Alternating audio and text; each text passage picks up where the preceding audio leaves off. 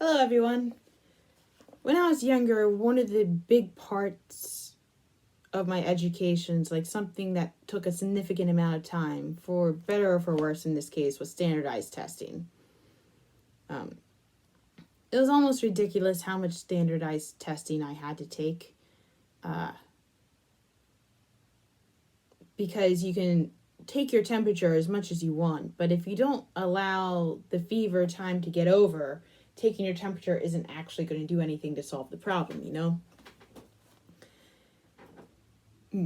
If you do it like obsessively more than once, which a lot of standardized tests feel a little bit obsessive, but when you're filling out like those circles on multiple question tests, like you have a particular way you've got to fill them out so they can be electronically graded.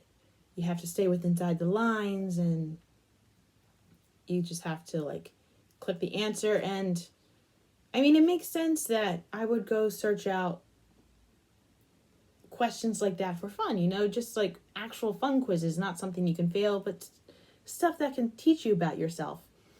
Part of the reason why I've spent so much of my life on BuzzFeed reading different articles.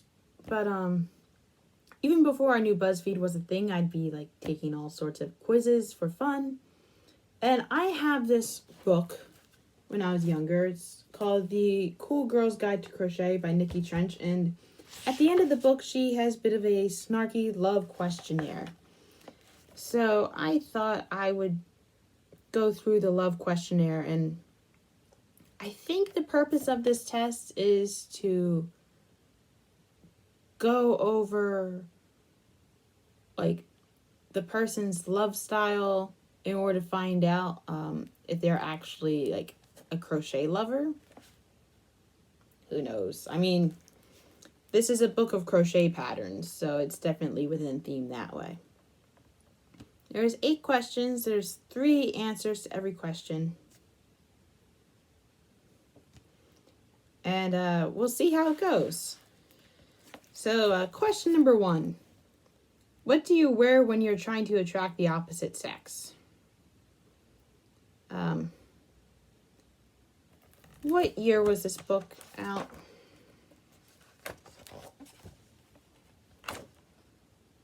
(2006). I mean, that's a bit heteronormative there. I mean,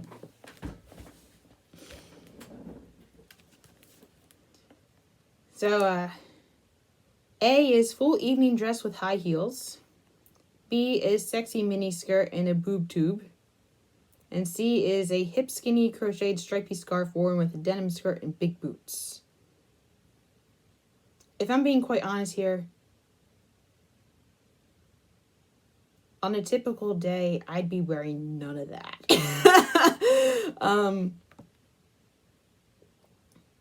If I was trying to attract someone that I was attracted to, I probably would be going for, let's see, tight-fitted clothing. Well, not super tight-fitted clothing, but enough to show off my shape. And it'd probably be pants. It'd probably clothing that I'm comfortable in, too, honestly. I just remember my very first day ever, I took my roommate's advice to wear stuff I typically didn't wear, only to find that the person I went on the date with was wearing stuff that I wanted to wear. After that, it was like, no, I've got the best sense of what I would look like on a date. And the next day, I was dressed almost identically to the person I went on the date with, and to be honest, I was much more comfortable. But I gotta choose a choice here.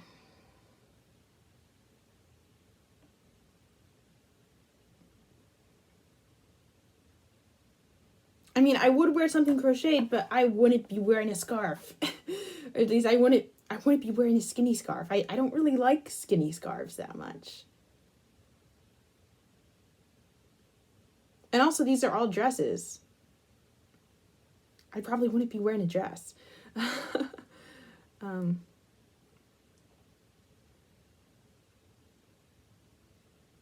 We'll go with B, the sexy miniskirt and a boob tube. Okay, this is one of the ones where I gotta keep track of the answers. Why didn't I bring paper? Here's a pencil, here's paper. Okay. I should have written this down ahead of time. So A, B, C. Okay, so we got 1. Number 2. On your first date, where would you go? A, to the cinema. B, to a club.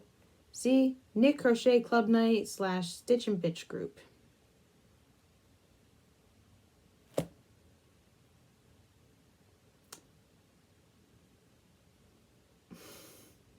Again, none of these are places where I would take a first date.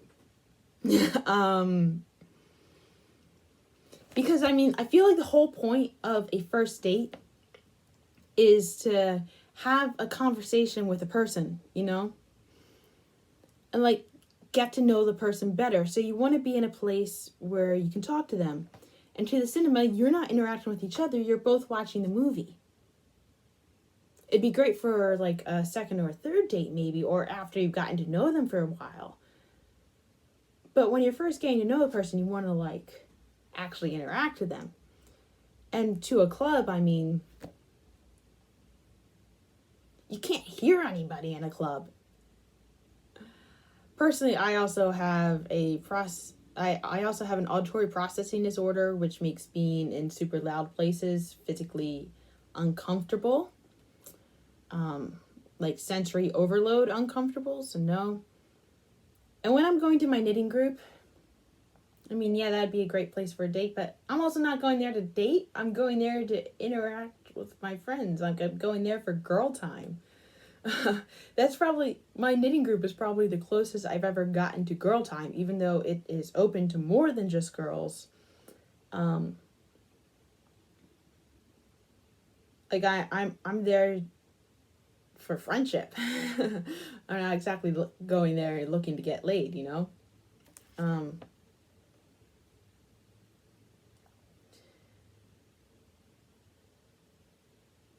Honestly, the ideal first date for me would be a walk in a park. Because you have something to look at. You're walking around, so you're active, so, like, there's not too many jitteries. You can take a chance to take a seat, you know? And you can hear the other person speak. For the purposes of this question, though, I guess I would have to go with C, because even though I'm not, like, going to go to an activity simply to look for someone to date, I mean, that's the only one of the 3 where you can actually hear the other person speak. Also, this struggling that you hear me go over on choosing answers, this is why I'm not in a super regimented profession. Because I like to do my own thing.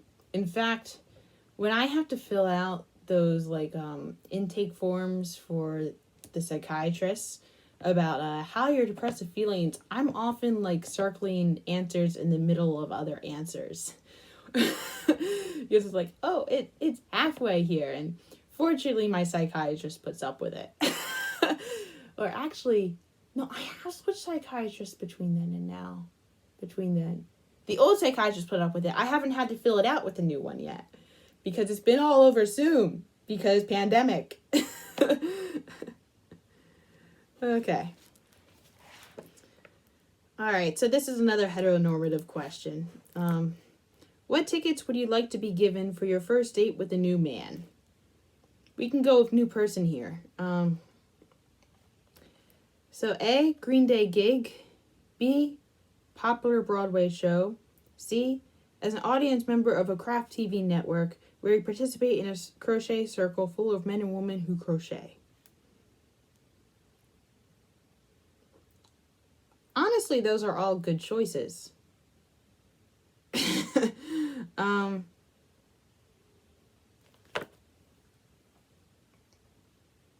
I mean, you got 2 different musical things, and then you got a TV show thing.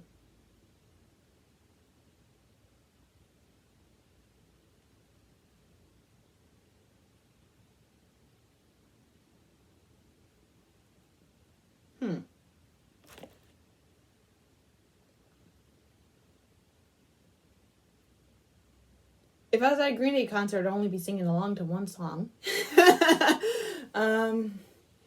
Popular Broadway show. I mean, there are 2 Broadway shows I would like to see. 3 Broadway shows I would like to see. Except one I've already seen on Disney Plus. If anyone would like to gift me tickets to Wicked or Avenue Q, I would love them. Thank you. I mean, I don't watch the Craft TV network, but honestly, if I did have a partner who knew how to crochet or knit, that'd be killer too. I mean, going to a concert with somebody would be nice, so we'll go with the concert. How about that? Because honestly, if I'm dating somebody, I would like some sort of overlap to have of the music taste. It doesn't necessarily need to be a circle. It can be more of a Venn diagram, but some overlap. So question number 4. Where would you go for a weekend away with your honey? A 5-star hotel with spa. B, somewhere in the north in a log cabin. C, visit a sheep farm in northern Scotland where they spin their own weaves from the underbelly of a sheep that eats seaweed. If I'm going to Scotland, it's going to be for more than a week. If I'm going overseas, or more than a weekend, if I'm going overseas, I'm spending at least a week overseas. You hear me? It's going to be a long trip. It's not going to just be a weekend.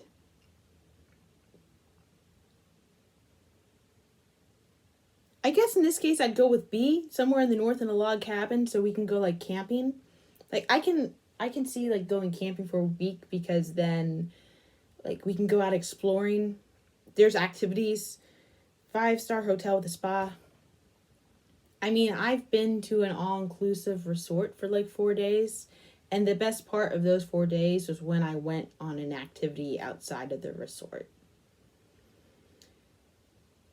Just spending a couple days just lounging around with a spa. I mean, I feel like I'd go for it, but I'd go for camping first.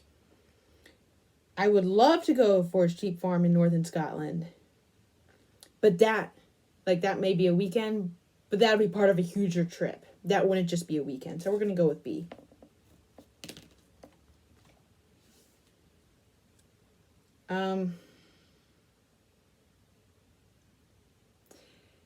Yeah.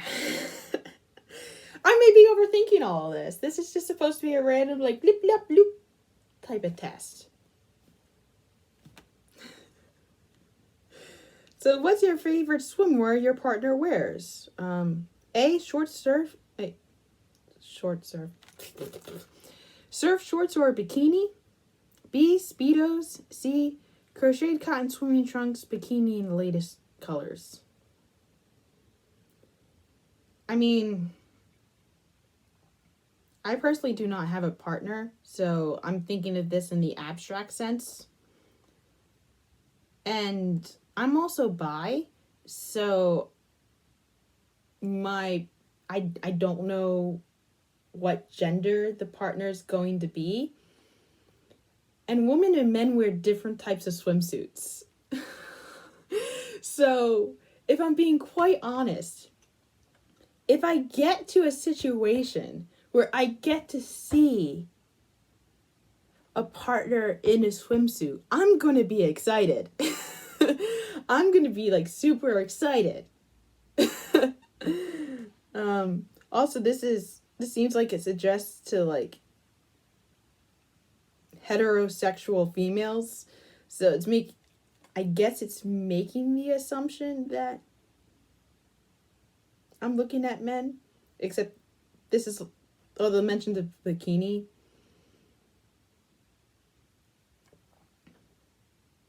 And also, if I'm looking at a person, I'm going to be spending much more time looking at the top half of them than I am the bottom half. I really love looking at a good torso.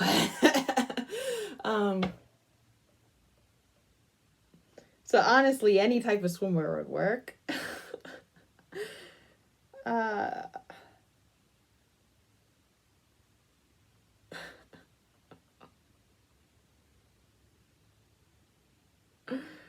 let's see.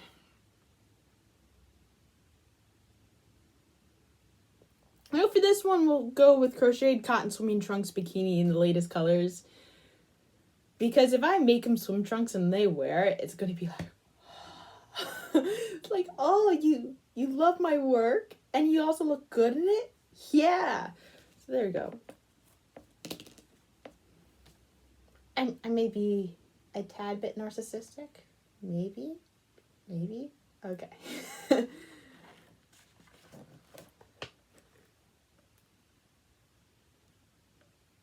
So question number 6. On a date, which sporting event would you prefer to be taken to? A, football. B, baseball. C, the world's fastest crochet competition. This is probably like the first one that I have a clear answer to. And the answer would be baseball. Simply because with the world's fastest crochet competition, one, I'm not sure if it exists. I need to Google if that exists. But with crochet, I'm not trying to crochet fast. I'm trying to crochet to make stuff happen. I feel like if it happens too fast, what makes sport, I feel like what makes a sport game interesting is actually being able to follow the action. So lots of sports for me, I find hard to pay attention to because it's hard to follow the action.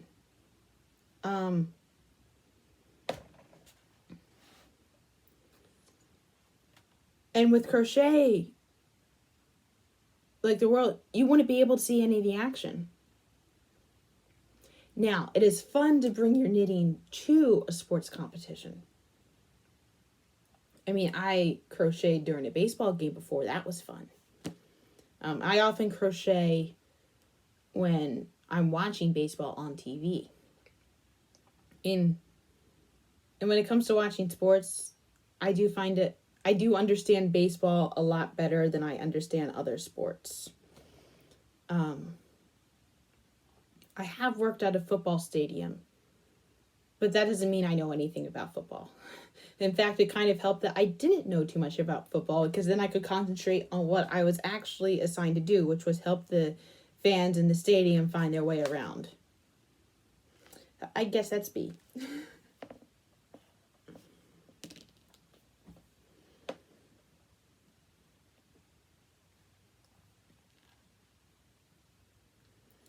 So 7. On a cozy night in with your partner, would you prefer... Oh, that grammar gets me because they end it with a question mark. But they should actually have ended it with a colon. With the way that's phrased. If they were going to end it with a question mark, they should have included the word what. So it'd be, on a cozy night in with your partner, what would you prefer? So A, to snuggle up on the sofa listening to music. B, eat a TV dinner and a bag of popcorn. C, do a joint crochet project where you crochet each other a beanie hat. Can we do it all? Honestly. Why just stick to one? Why not do it all?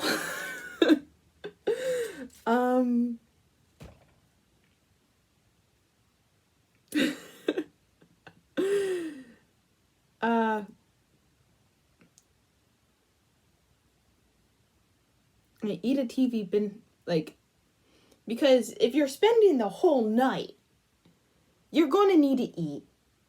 You're going to want to take a chance to snuggle up, and you will want to you can, like, snuggle up and crochet at the same time.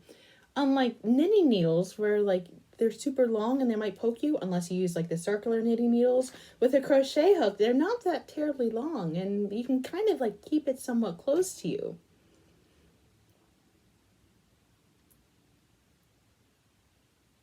And I'm sure like the human body can combine in like a various positions that you could probably find a comfortable position where you're both able to crochet.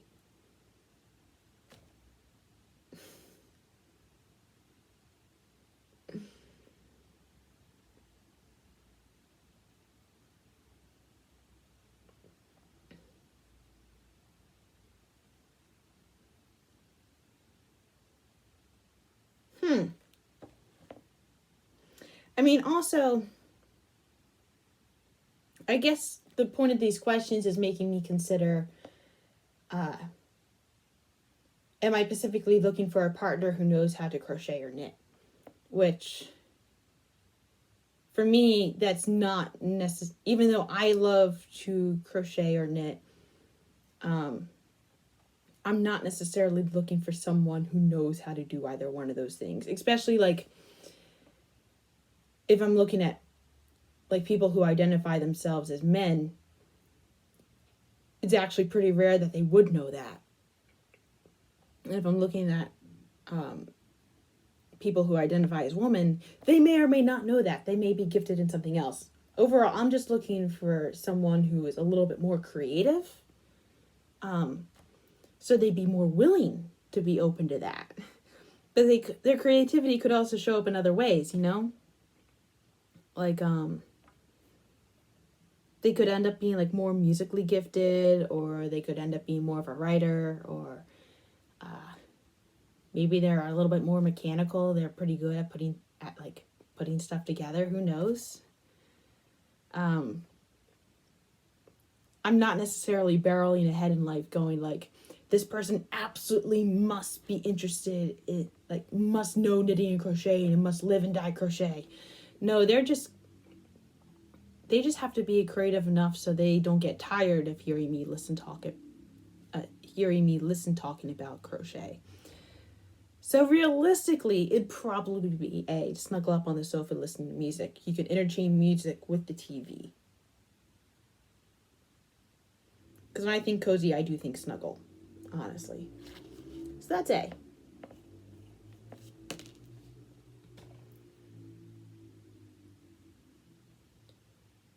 So then we have the last question, number 8. And this is probably the most exhausting quiz taking you have ever heard in your life. So this is, what do you look for in a partner? A, beautiful eyes. B, good personality. C, strong arms to hold up your hanks of wool while you wind it into a ball. I look for all of this. Not necessarily the strong arms to hold up your hanks of wool, but I mean, I don't always know the color of a person's eyes, but like, I am going to spend time looking into their face. I do enjoy looking into a good face, although my time will be split between looking at their eyes and looking at their mouth, because depending on how loud it is around me, I will spend a long amount of time trying to lip read somebody. I mean, my work is starting to get a little bit more flexible with taking off masks. And honestly, I am excited when we're allowed to take off masks, because there are people who I like to talk to at work who I have trouble understanding when they are wearing a mask. And the moment they're able to take off the mask, I am able to lip read them. Good personality. I mean, that's duh. So duh. If the person doesn't have a good personality, I'm not attracted to them to begin with. That can be like the biggest turn on or biggest turn off. Although with C, strong arms, I mean, like I mentioned before, I like looking at a good torso, and arms are attached to the torso. So if they got good looking arms, it's like, yeah, okay. Yeah.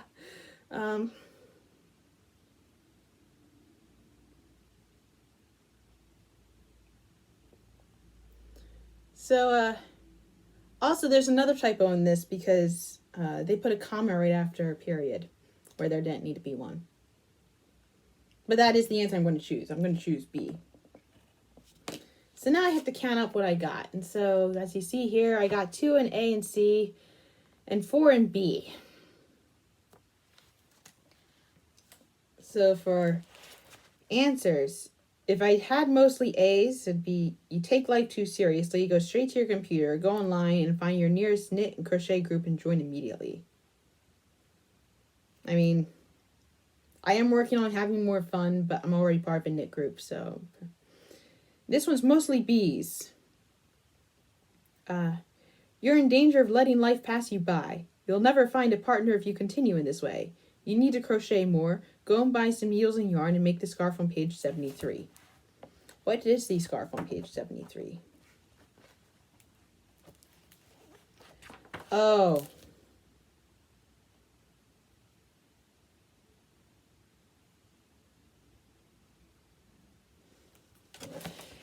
This is the scarf.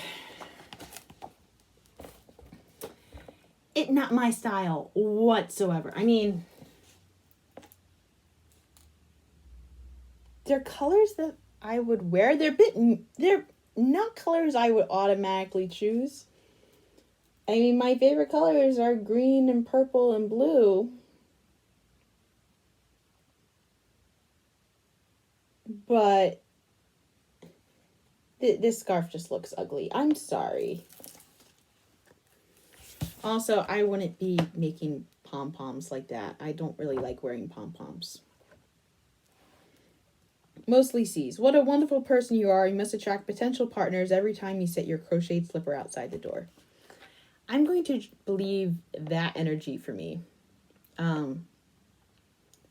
Although, here it says I'm in danger of letting life pass me by. We're going to call it I'm a well-rounded person. I don't like letting any one hobby take over my life, you know.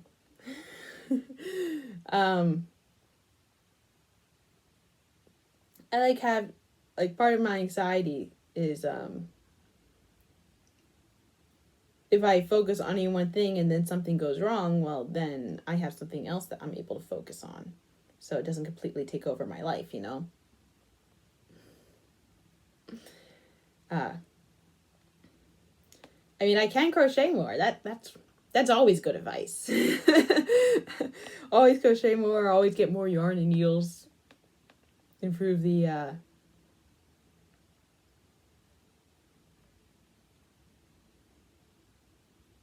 thing. And in fact, I think I got the answers that I'm pretty happy with. I'm pretty happy that I'm a well-rounded person who has a healthy appreciation for crochet and knitting while also being interested in other things. Yeah. So hit me up, people. If you're with me long enough, I will attempt to make you something. That's inevitable. Although I will start off small to not scare you off. Anyway, that was today's entertainment. Have a nice day.